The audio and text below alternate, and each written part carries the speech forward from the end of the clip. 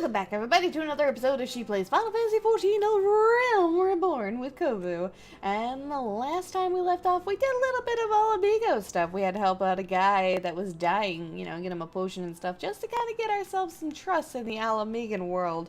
What are we going to do today? Well, we've got a couple of dungeons that we need to unlock, and one of which, unlocked here in Ul'dah, you'll notice right here by the Sapphire Avenue Exchange, Sebold's quest, which has been red for the longest time, has finally gotten green, and that's because we've hit level 4, well, we're 40 plus, but you have to be level 38 in order to get it. So, let's find out what's going on and what this is. Time heals all wounds, or so they say those who have never experienced true pain. More than 30 summers have passed since I carried the standard of the Darklight Raiders into Cutter's Cry. But not a day goes by that I don't see the faces of the friends I lost that fateful day. Gerbald the Red and his loyal second Aubreyist Stillwater. Simon the Sweet, always armed with a jab and jest. Our ever-ireful mage, Qarn Zebran, as quick to cast as he was to temper. Thormoen Thousand Gill. Never has there lived a man with a tighter grip, be it on his sword or his coin. And let us not forget one Ilm Ailstone. Though it's hard to fathom now, what with all the adventurers scampering about like rabbits in the spring, there was once a time when bands of mercenaries were who the city-states turned to when in need of a blade, the Darklight Raiders being the biggest and best of them bands. Ishgardian funded for rays into hellish pits like the Aurum Vale would earn us a king's ransom in a matter of days. It would only take a night of devil's play at the Mirage to see it gone from our purses, but so was the life of a raider. That is until we took the job at Cutter's Cry. My brothers and I had stood against herds of giant buffaloes in Ogre Snurble infestations on the Pearl, legions of cold-blooded Sagan from the abyssal depths of the Indigo Deep, but none of that prepared us for the horrors we faced in the Hell's Brood holes. None of it prepared us for the Chimera. The bards still sing of the day 7 of the realm's finest warriors set into the bowels of that forsaken place, but only saw one return, Sebold the Stoic, spared by the beast so that he may warn all others who would be foolish enough to attempt to despoil the Chimera's lair. Ah, my apologies. You do not come here to hear the guilt-ridden ramblings of an old man. But if you have a moment, I was wondering if I could ask you a favor. The final wish of an ailing soul seeking peace with his past before departing on his journey through the 7 gates. In each of the 30 summoners since escaping from the maws of the terrible beast, I have returned to its lair to pay the proper respects to my fallen compatriots. However, the years have finally caught up with old Sebald, and try as I might, no longer can these bones of mine make the tread alone. If it is not too much to ask, would you travel Cutter's Cry in my stead, and place this bouquet of flowers upon the resting place of the Darklight Raiders? Aw, yeah, I can do that for you. Here we are.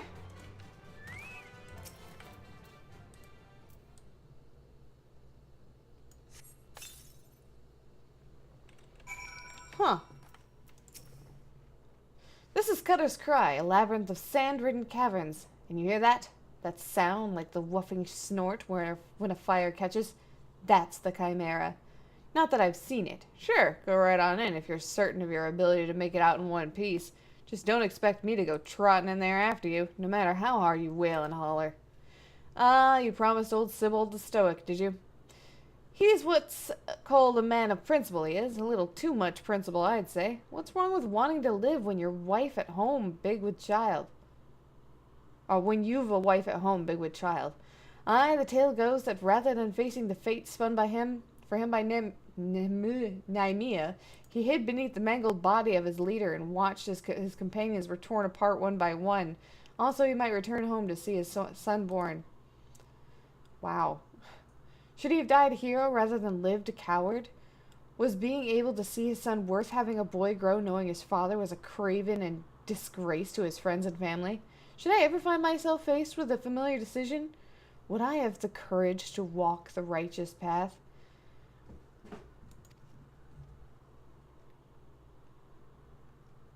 Well, you know the true reason I will never step into that cave. Okay. It's definitely, an honor, man. Alright, let's see if we can get some guys together for Cutter's Cry. That way you guys can see Cutter's Cry for what it really is. And the Chimera. Dun dun dun.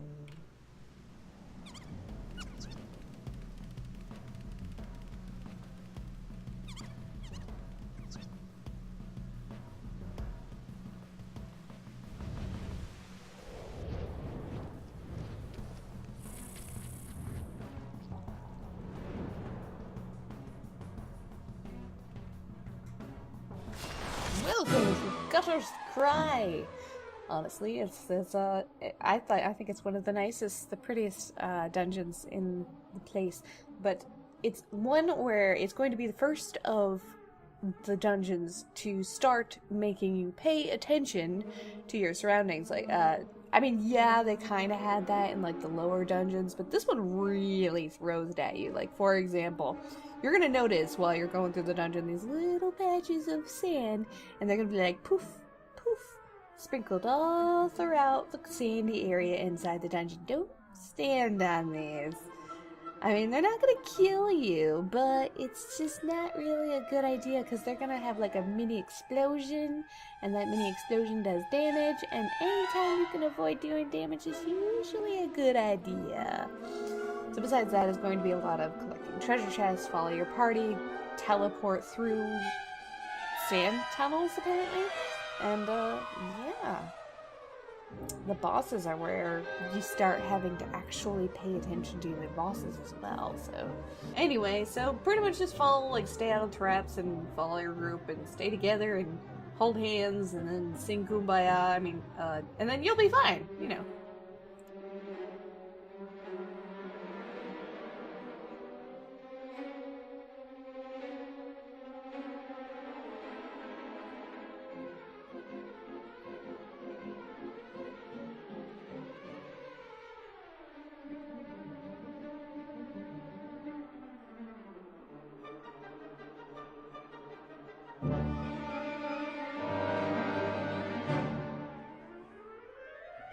Okie dokie, so the first boss is Myrmidon Princess, and she's basically got just a few abilities. So she's got Mandible Bite, which is a frontal cone AoE, she's got Silence, which only goes on one party member, Trap Jaws, which is an instant melee attack, and Haste, which increases her attack speed. Honestly, this is another, according to today's standards, due to, you know, how gear has been increased and all this other stuff, it's a pretty simple fight compared to what it used to be. One of the big things you want to keep an eye out for is the Marshal when he spawns in, and the Guard and the Soldier, but honestly you'll probably have her dead before all of them are out. But when the other ants spawn in, they usually go after the healer, which in this case it was me. Unfortunately, Fraps crashed in the middle of the battle, so you don't actually get to see what I do. But what I did was I left my fairy with the tank, and as everything was chasing me, I was leading it around the arena until the queen was dead. But you want to keep the Guard, or the Marshal anyway, away from the princess, because if he's by her for too long, he'll actually heal her, and that's not very good. But yeah, you keep all the other ants away from her, knock her down, kill her, and then that's it. That's the end of the fight, really.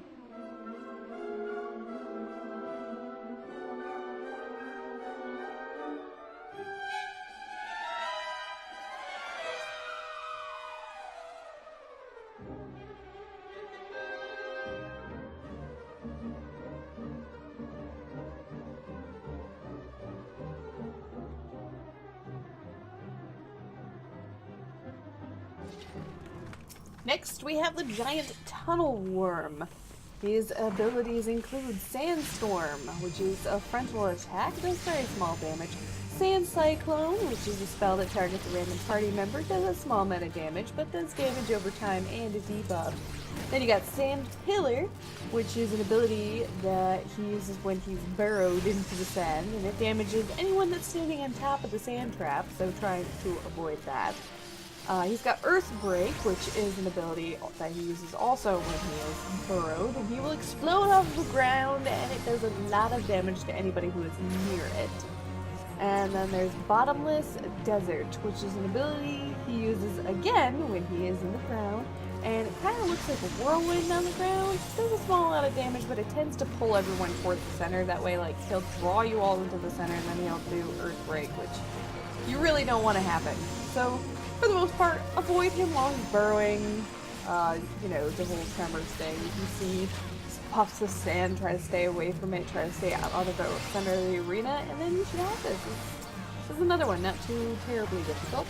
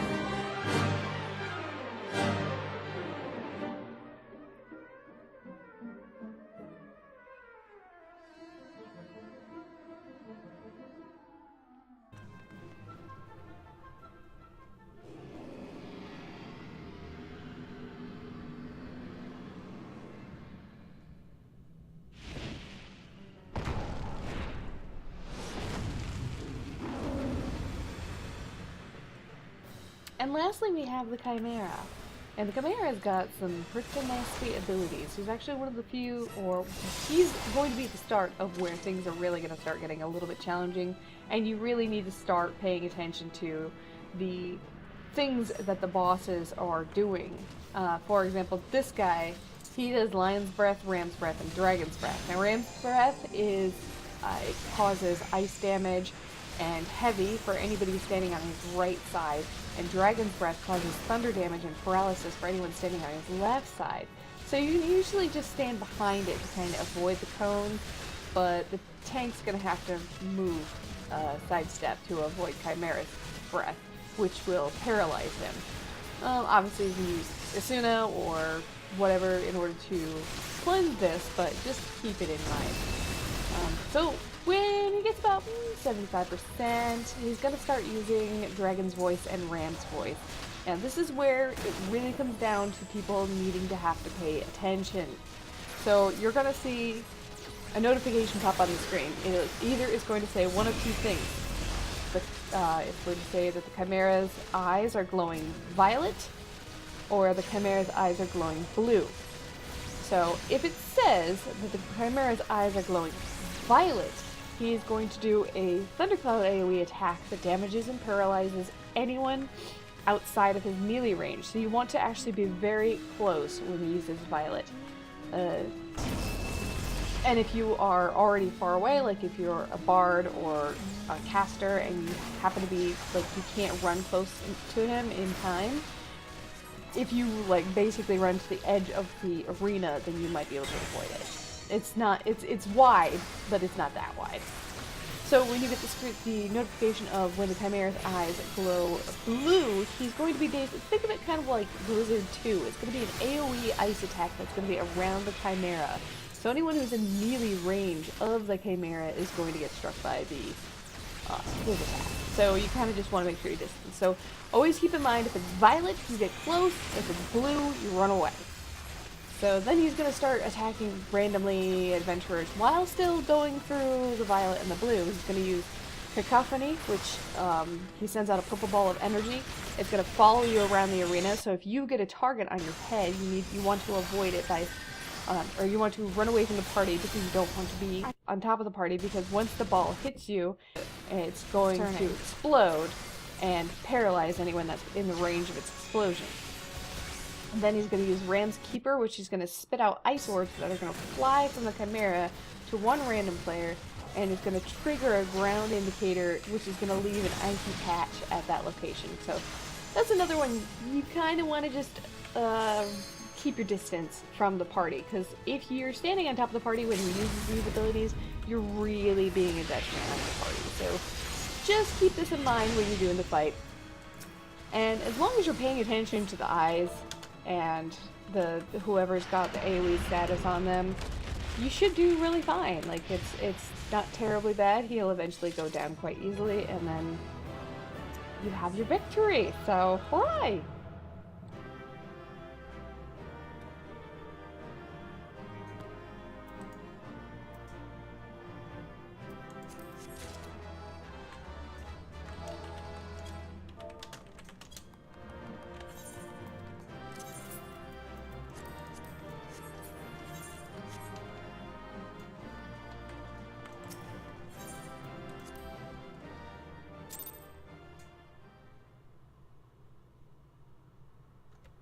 Alrighty, now that that's over with, we're not done yet. No.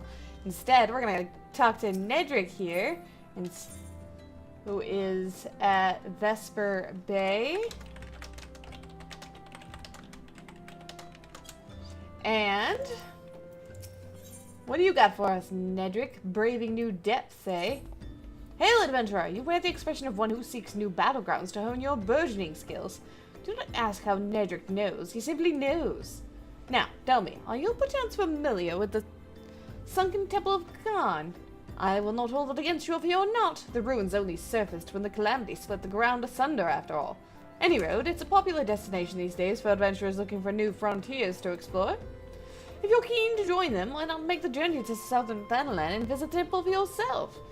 What with the many dangers that lurk within the immortal flames, keeping close watch over the place, but a lullaby by the name of Bibimu should be able to offer you passage. Oh, okay, well let's talk to where this finds man beep beep boo ba doo ba doo. Found him! Hey, beep beep beep beep doo ba doo. Welcome to the sunken temple of Qarn, of what remains of it at least, used by ancient Baladians as a place of worship the sun goddess Azima. Much about the temple's history remains shrouded in mystery. While we have sent a research team to the depths, I regret to say that the investigation proceeds at a snail's pace. That is, when it proceeds at all. It would seem that the Baladians have rigged the temple with all manner of devious traps and snares to deter temple robbers, no doubt. We've recruited adventurers to assist in disarming the traps, but be forewarned, many who have entered have yet to return. Should you wish to brave the depths, you're welcome. We would welcome your aid. Sweet. Alright, yeah, let's give it a shot.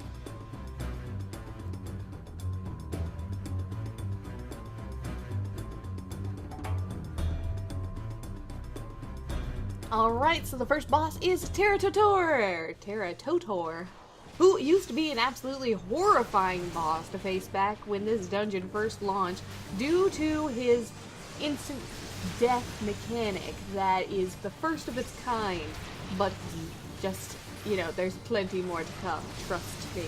So anyway, this boss is going to occasionally summon a pair of dung wesps. Trust me, you want to take them down as soon as you can because they will use an ability called Final Sting, and that can do an extreme amount of damage and possibly even kill anyone that's not the tank.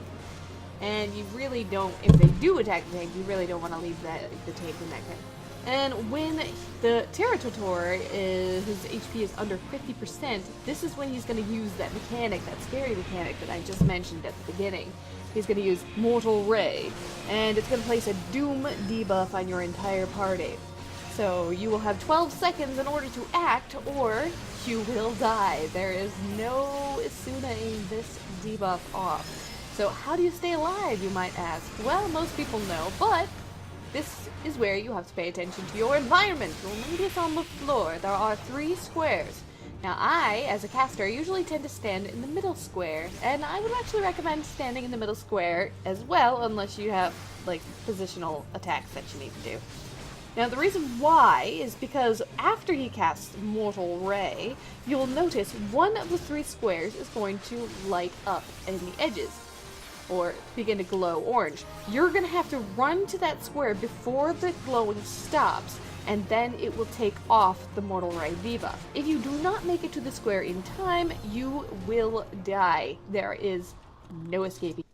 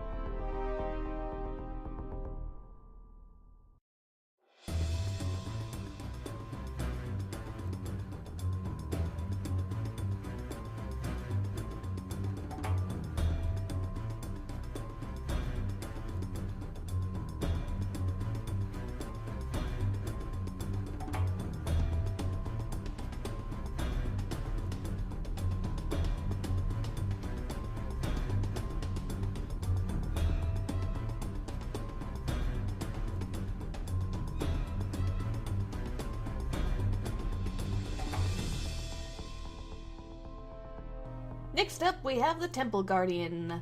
Throughout the fight, he's going to spawn a Golem Soulstone onto his chest, which is very similar to Titan if you're familiar with Titan. If you're not, this is going to be a preluded Titan. He takes basically no damage unless you destroy the Soulstone first, so always focus the Soulstone first. And once you destroy the Soulstone, the Golem himself is actually going to be quite vulnerable for a period of time, and then you switch targets and then, you know, just kind of bounce back and forth between the two. He's got Rock Slide, which is a frontal column AoE attack that deals a lot of damage to everyone it hits. True Grit, which is a frontal cone AoE attack, which does about a moderate amount of damage. Boulder Slap, which is a frontal AoE attack that deals a massive amount of damage. Obliterate, which is an instant attack that deals a moderate amount of damage to the entire party. And Stone Skull, which is an instant attack that deals moderate damage to a single player and stuns them for a short period of time. So keep all of those in mind. Honestly, just focus on the Soul Stone, dodge AoEs, and you'll be fine.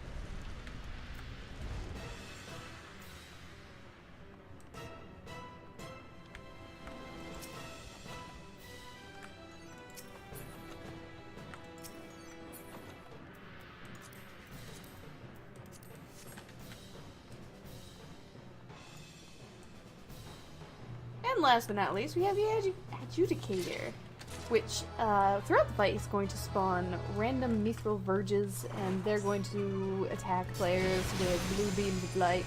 Obviously avoid those. And there's going to be black boxes that'll appear on the ground occasionally. If you really want to, you can go in there and it's going to lock you in the area with the black box, and then you just need to kill the Agitator. They have very low HP, so they tend to go down pretty fast. If you don't go in the box, you're going to be locked out from attacking it. So it really depends on your party. Like, honestly, these days, most people just ignore that mechanic and just stay straight focused on the boss. There's also the Sunjur. In the beginning of the fight, he's going to spawn cube-shaped mobs.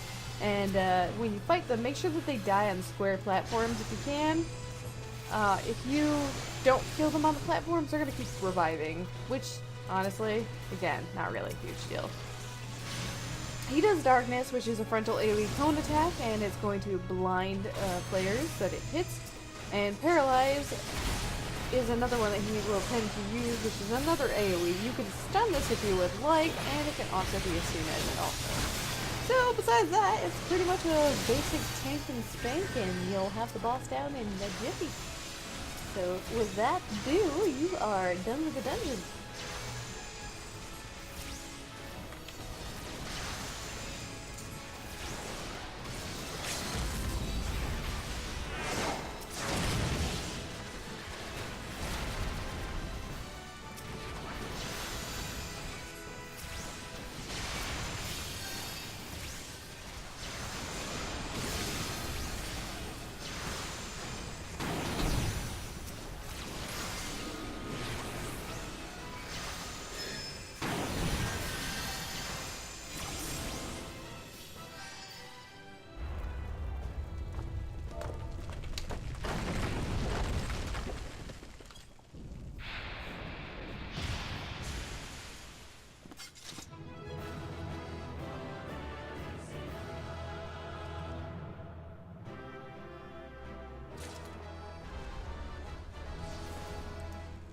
Aw, they didn't even let me give them a commendation. That's just messed up, yo.